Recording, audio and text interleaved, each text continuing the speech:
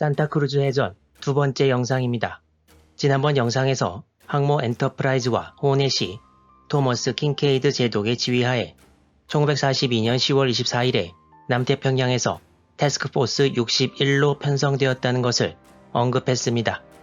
공격 성향이 별로 없어서 해임된 곰리 제독을 대신해 남태평양 지역 총사령관이 된 홀지 제독은 이미 태스크포스 61에 산타크루즈 제도 북쪽으로 갔다가 솔로몬 제도 남쪽 끝과 사노해를 목표로 항해하면서 과달카나를 목표로 오는 일본 함대를 만나면 격파하라는 명령을 내렸습니다. 엔터프라이즈와 호넷이 이렇게 일본 함대를 찾으려고 하고 있는 사이 일본 항공모함 부대는 어떤 움직임을 보였을까요?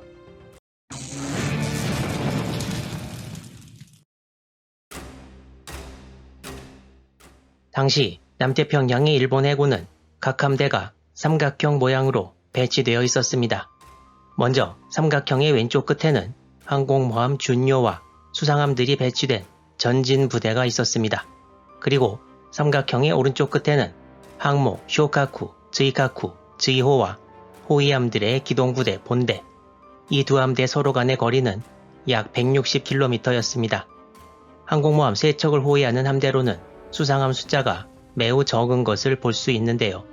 기동부대 본대의 앞쪽, 그러니까 남쪽에 같은 기동부대 소속의 전위부대가 있었습니다. 기동부대 본대와 전위부대 간의 거리도 약 160km에 이르렀습니다. 나구모 제독이 계획한 대로 기동부대 본대가 북쪽에 머문다면 전위부대와 거리가 멀어지고 육상기지나 항모로부터 항공 지원을 받을 수 없는 전위부대는 핸더슨 비행장 혹은 미 항모들에서 뜬 항공기들의 공격에 위험해질 것은 불을 보듯 뻔했습니다. 엔터프라이즈가 호넷과 합류하기 약 5시간 전인 1942년 10월 24일 오전 7시경 일본 기동부대 본대는 남위 3도 3분, 동경 164도 17분 지점에서 연료 보급을 시작했습니다. 일본 항모부대는 육군의 핸더슨 비행장 공격 날짜가 잡히면 남진에서 접근했다가 공격 날짜가 연기되면 다시 북상해서 피하는 것을 반복했는데요. 육군이 핸더슨 비행장을 공격 못해서 미군 항공력 견제가 안 되는 상황에서 이 지역 비행장에 근거한 미군 초계기에 일본 항모 위치가 발각되면 큰일이기 때문이었습니다. 항모 부대를 이끌고 있던 나구모 주이치 제독은 육군의 공격 계획이 제대로 되는지에 대한 의심과 미군 비행기에 발각되면 안 된다는 생각에 26일까지 일단 기존의 예정 위치보다 훨씬 북쪽에 머무른다는 명령을 내립니다.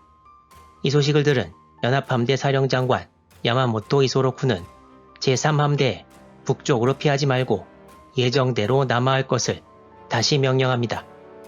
10월 24일의 이 장면에 대해 전체 연합함대의 참모장이었던 우가키 마토메는 이후에 나구모 제독의 이 명령에 대해 무례하고 독단적이라고 칭하며 강력하게 비난했습니다. 또한 항공모함 부대만 남아하지 않으면 앞에 있는 전위부대가 위험해질 것이 뻔했습니다. 결국 24일 밤 10시부터 일본 항모부대는 원래 작전대로 남하를 시작했습니다. 미드웨이 패배 후에도 항모부대 지휘를 계속 맡은 나구모 제독에게는 또다시 실패하면 절대 안 된다는 생각이 머릿속을 관통하지 않았나 생각됩니다. 나구모 제독은 기동부대 본대가 1942년 10월 25일 오전 5시까지 남위 6도 30분, 동경 163도 30분 지점까지 도달하도록 명령을 내립니다. 나구모 부대가 남쪽으로 이동하던 10월 24일 밤은 드디어 마루야마 마사오 중장 휘하에 일본 육군 제2사단이 첫째 날 공격을 시작하던 때였습니다. 날이 바뀌어 나구모 부대가 목표로 한 위치까지 거의 왔을 무렵 과달카날에서 전투를 벌이고 있던 육군 제2사단으로부터 핸더슨 비행장을 점령했다는 소식이 기동부대에 전달되었습니다. 그렇지만 과달카날 2차 대전투 시리즈에서 다룬 대로 이 보고가 거짓이었음이 드러나고 일본 항모부대는 다시 북상하게 됩니다. 10월 25일 오전 9시부터 10시 사이 미군 비행정이 항모부대와 전위부대 근처에 차례로 나타납니다. 이때부터 정오 무렵까지 일본 항모부대와 전위부대는 계속 미군 정찰기와 접촉하게 되고 미군도 이제 일본 함대의 대략적인 위치를 알게 되었습니다. 문제는 아직 일본 함대는 미군 항공모함들이 어디 있는지 모른다는 것이었습니다. 미군 항모가 일본 항모들을 향해 항공기들을 보낼 때 이에 맞서 공격대를 보내지 못한다면 일본 항모들이 크게 불리한 상황에 놓일 것은 뻔했습니다. 하지만 이때 일본 항모들을 발견한 미군기는 짙은 구름과 스콜로 인해 이후 추적을 하지 못했고 항모부대가 아닌 전위부대의 위치에 B-17 폭격기들이 출동해 폭격했으나 피해는 못 주었습니다. 또한 다른 일본 정찰기가 과달카날 남쪽 해상에서 항모부대가 아닌 미군 수상한 부대 태스크포스 64를 발견하고 나구모 제독에게 공격을 요청했으나 나구모 제독은 미군 항모에 집중하기 위해 이를 거절합니다. 그렇지만 이와 별개로 오후 2시경 기동부대 본대의 서쪽에 위치한 전진부대에 속한 항모 준요에서 과달카날 핸더슨 비행장과 미군 진지에 전투기 12대, 폭격기 12대를 보내 공격하기도 했습니다. 일본 항공모함 부대가 이쪽 어딘가에 있다는 것을 미군 항모부대는 알고 있었지만 공격에 필요할 정도로 보다 정확한 위치는 알 수 없었습니다. 일본 항모부대와의 대략적인 거리는 약 570km로 추정되었습니다. 홀지 제독은 미군 항모부대를 이끌고 있는 킹케이드 제독에게 공격 명령을 내립니다. 10월 25일 오후 2시 8분 엔터프라이즈에서 공격대가 발진했습니다. 먼저 와일드캣 전투기 8기에 이어 돈틀리스 극강화 폭격기 5기가 발진했고 어벤져 뇌격기 6기도 엔터프라이즈를 이함했습니다. 와일드캣이 원래 11기가 발진했지만 그중 3기는 다른 항공기들과 만나지 못해 돌아왔습니다. 미군 항공대는 어디에 있는지 확실하지도 않은 일본 항모를 공격하기 위해 떠납니다. 원래 35기가 발진하기로 되어 있었지만 어떤 이유로 19기밖에 이함을 못했는데요.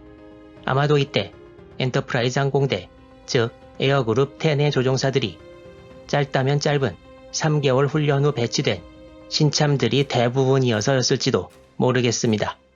미군 항공대는 발진할 때 이미 오후여서 한정된 거리만 진행하고 돌아오도록 명령받습니다. 미군 항공대가 시야에서 사라진 오후 3시 10분, 미군 항모부대는 정찰기로부터 일본 함대가 북쪽으로 퇴각하고 있다는 연락을 받습니다. 그렇지만 미군 함대는 무선 침묵 중이었고 항공대는 정해진 거리만 갔다가 오기로 되어 있어서 해가 지기 이전에 항공대가 돌아올 것이라 생각하고 따로 연락하지는 않습니다. 당시 일본 항모는 4척이었고 미국 항모는 2척이어서 탑재된 항공기 숫자도 일본이 우월했습니다. 일본 기록에는 10월 25일에 각 항모에 탑재된 항공기 숫자는 확실하지 않다고 나와 있는데요. 10월 1일의 공식 기록에 그동안 있었던 사건 등으로 새로 숫자를 추산해보면 다음과 같습니다. 이 표를 보면 일본은 항모 4척에 전투기, 폭격기와 뇌격기를 합쳐 총 216기의 항공기를 보유한 것으로 나와 있습니다. 일본과 마찬가지로 미국 측의 기록도 100% 확실한 것은 아닙니다. 미국은 항모 2척에 전투기, 폭격기와 뇌격기를 합쳐 총 136기의 항공기를 보유했습니다. 일본군이 미군보다 약 1.6배, 80기의 항공기를 더 동원할 수 있었습니다. 거기에다 특히 쇼카쿠와 즈이카쿠 항공대의 상당 부분이 베테랑들이었던 반면에 엔터프라이즈 항공대와 호넷의 뇌격대는 사실상 신참들이어서 양적으로나 실적으로 이번에는 일본 항공대가 미군 항공대보다 우월했습니다. 과달카날 육군의 24일 밤 공격이 실패로 돌아간 것을 안 일본 함대는 계속 북상하다가 다시 육군으로부터 25일 밤에 재차 공격을 시도한다는 연락을 받았습니다. 일본 함대는 이제 다시 26일 새벽에 육군을 도와 과달카나를 공격할 계획을 세우고 기동부대 본대는 26일 오전 4시 45분까지 남위 8도 22분, 동경 163도 52분 위치까지, 전위부대는 4시 15분까지 남위 9도 22분, 동경 163도 52분 위치까지 남진할 것을 명하고 10월 25일 오후 6시부터 다시 과달카나를 향해 남하하기 시작합니다.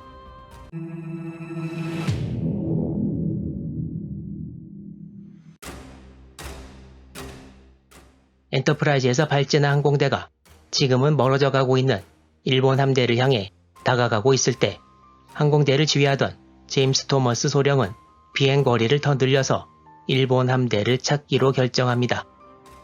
미군 항공대는 이에 따라 원래 계획했던 240km가 아니라 450km를 비행하기로 합니다. 미군 항공대는 점차 멀어져 가는 일본 함대를 결국 발견하지 못합니다.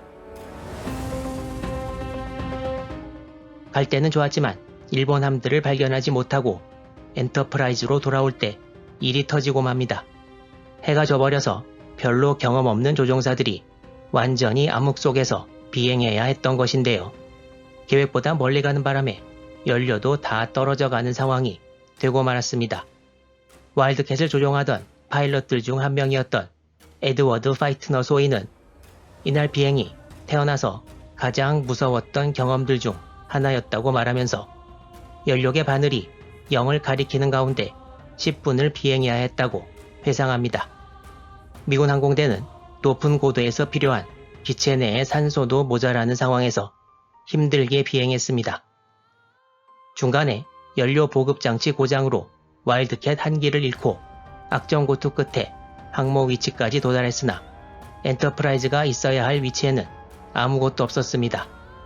돈틀리스 조종사들은 기체의 무게를 줄이기 위해 폭탄을 바다에 떨어뜨리고 나서 일어난 폭발로 엔터프라이즈가 항진하면서 나온 기름 자국을 발견하고 항모를 찾기 위해 이 자국을 따라갑니다. 미군 항공대가 마침내 엔터프라이즈를 발견한 것은 오후 6시 30분. 그렇지만 경험이 없는 조종사들은 두 대가 거의 동시에 착함하기도 하고 착함하다 이미 착함해서 앞에 있던 다른 항공기와 충돌하기도 하고 착함 순서를 기다리다가 연료가 떨어져 바다에 추락하기도 하는 등 조종사 거의 대부분이 처음 경험하는 야간 착함은 매끄럽게 진행되지 않았고 착함 과정에서 총 8기의 항공기를 상실하지만 조종사 인명피해는 2명에 그쳤습니다. 미국의 신참 조종사들은 이후에 과연 일본 항모부대에 맞서 어떤 모습을 보여줄까요? 과달카날에서는 일본 육군 제2사단이 또 한 번의 공격 실패를 겪게 될 10월 25일 밤에 이제 일본 항모부대와 미국 항모부대는 다음날 오게 될 결전을 대비하고 있었는데요. 야마모토 제독도 이를 알고 다음날인 26일에 미군 함대를 격파하라는 명령을 내립니다. 이제 목전으로 다가온 항모 결전은 어떤 식으로 진행될까요? 구독과 좋아요, 알림 설정을 해주시면 이 전투와 다른 태평양 전쟁 이야기를 자세히 전해드립니다. 시청해주셔서 감사합니다.